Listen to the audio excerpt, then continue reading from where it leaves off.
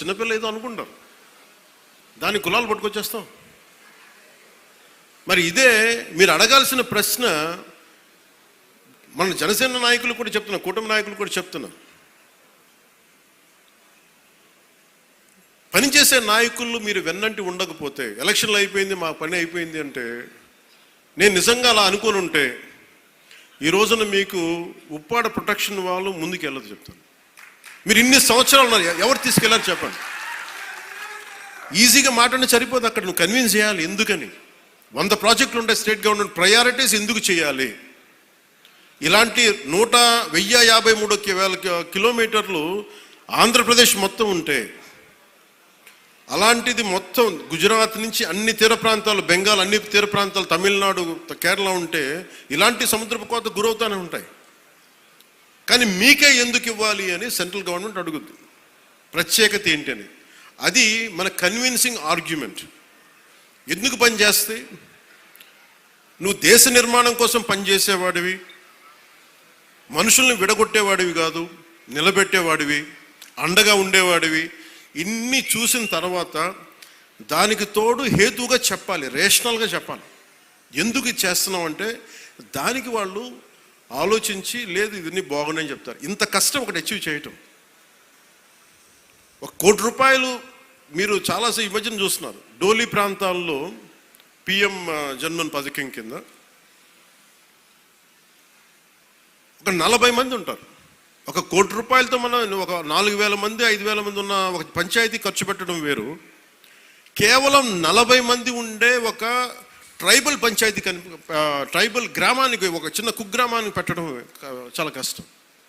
దానికి ప్రత్యేకించి మన జేబులో డబ్బులు ఇట్లా కేంద్రం తాలూకు పాలసీ ఉంది, పథకం ఉంది, దానిని పెద్ద మనసుతో ఖర్చు పెట్టాలంతే. నేను చేస్తుంది అదే, కుంచుకుపోవట్లా, పెద్ద మనసుతో చేస్తున్నాం. అందువల్ల డోలీ మోతలు అంటే మనకు కనీసం కరెంటు ఉంది. కరెంటు లేని గ్రామం ఒకటి అలలాడుతుంటే ఒక్క మాట మన జన సైనికులు కానీ మనం పంపిస్తే ఆ గ్రామానికి కరెంట్ వచ్చింది 70 ఇన్ని సంవత్సరాలు. అంటే ఇవన్నీ ఎందుకు చెప్తున్నానంటే, నేను కేవలం ఒకదానికే పరిమితం అయిపోతే నా శక్తిని మీరు చంపేసినట్టు వాళ్ళు అయిపోతారు. నాలాంటి వాడిని మీరు ఎంత బలం ఇస్తే, బయట ప్రాంతాల నుంచి వచ్చి అసలు నన్ను ఏం చేశారు లాస్ట్ టైం, మా జిల్లాల్లోకి వస్తే, మా ప్రాంతాల్లోకి వస్తే మేము అడుగు పెట్టాం, మా నియోజకవర్గాల్లోకి వస్తే చాలా నాకు చెప్పి వాళ్ళు మటుకు నేను ఎంచుకున్న నియోజకవర్గానికి వచ్చి మొత్తం వ్యతిరేకంగా చేశారు. వాళ్ళ ఏరియాలోకి వెళ్ళకూడదట, వాళ్ళ నియోజకవర్గాల్లోకి వెళ్ళకూడదు, కానీ మనం పనిచేస్తున్న నియోజకవర్గాలకు వచ్చి ఏదైనా కలగచ్చు.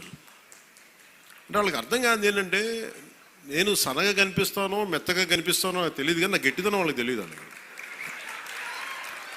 అంటే మీరు మొండి పట్టు పడితే, మీరు గొడవ పెట్టుకోవాలనుకుంటే నేను సంసిద్ధంగా ఉన్నాను, ఎప్పుడైనా గొడవ పెట్టుకున్నాను.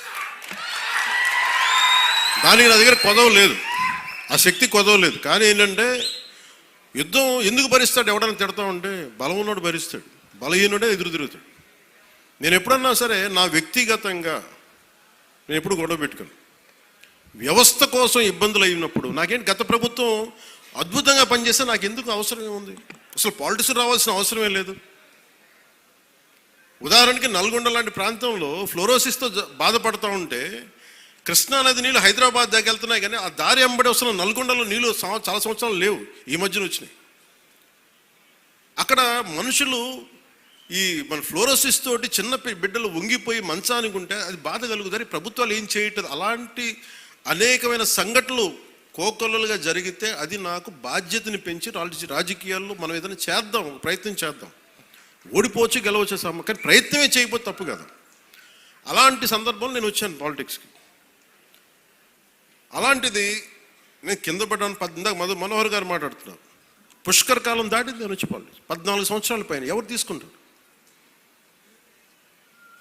నాకు రాజకీయాలు, నాకు డబ్బు సంపాదన, నాకు డబ్బు సంపాదన, నేను బిగ్ యాక్టర్. నేను నెంబర్ 1 యాక్టర్ని కాదేమో, కానీ నా స్థాయిలో నేను బాగా డబ్బులు సంపాదించగలిగే యాక్టర్ని.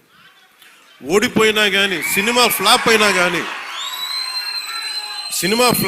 కానీ డబ్బులు చేసుకునే కెపాసిటీ ఉంది నా సినిమాలకి. అది మీ అందరి అభిమానం, ప్రేమ వల్ల. మరి అలాంటి నేను ఎందుకు రావాలి రాజకీయాల్లో కంటే, అది నా ఆవేదన, నా బాధ్యత. పాలిటిక్స్ నా బాధ్యత. అంటే ఎంతసేపు ధాన్యం పండించి ఇది దోచేసుకోవడం తప్ప తిరిగి ఇద్దామని గుణం లేకపోతే ఏమవుతుంది? అందుకని నేను ఏం నమ్ముతానంటే ఎంతో కొంత తిరిగి ఇవ్వాలి సమాజానికి. ఆ ప్రిన్సిపల్ నన్ను తీసుకొచ్చింది. అలాంటి నేను కోరుకుంటుంది మన సంక్రాంతి ఒక కొత్త సంక్రాంతి అవ్వాలి మన పీఠికాపురం. ఇది మీరందరూ నా కుటుంబ సభ్యులు. మీకు ఆనందం ఇవ్వడమే నా పని. ఆనందం ఇవ్వడం అంటే మళ్ళీ ఇంటికి వచ్చి డ్యాన్స్ చేయమనేరా? అంటే మీరు బలం అవ్వడానికి నేను చేదోడు వాదోడు అవుతాను. అలాగే మా ఇంటికి వచ్చే పేరెంటాలకు వచ్చే ఎన్ని పేరెంటాలు వస్తే పని వాళ్ళు చేస్తారు, పనులు కూడా చేయాలి కదా. అలాగే సంక్రాంతికి నాకేమనిపించిందంటే పీఠికాపురం పర్మనెంట్గా ఒక సంక్రాంతి ఉత్సవాలకి పండగ కావాలి. అంటే ఇది సంక్రాంతి ఓణం ఎట్లా ఉంటుందంటే మాది కూడా మన హార్వెస్ట్ ఫెస్టివల్ మన కేరళలో. అది భూమిని నమ్మే ప్రతి ఒక్కరి పండగ అది. మరి కేరళలో చాలా ఒక అనూహ్యంగా ఏంటంటే అన్ని మతాలు జరుపుకుంటారు. సో నా మనసులో కూడా మన సంక్రాంతి అన్ని మతాలు జరుపుకోవాలి.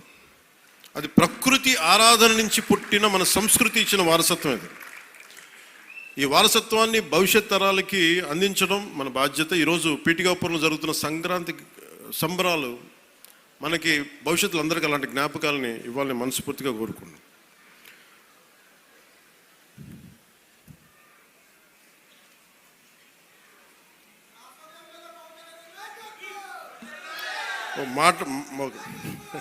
అలాగే సంక్రాంతి అనగానే నేను మెయిన్గా ఎందుకు చాలా నాకు అనిపించిందంటే గోదావరి జిల్లాలండి, కోడిపందాలండి, జోదాలండి,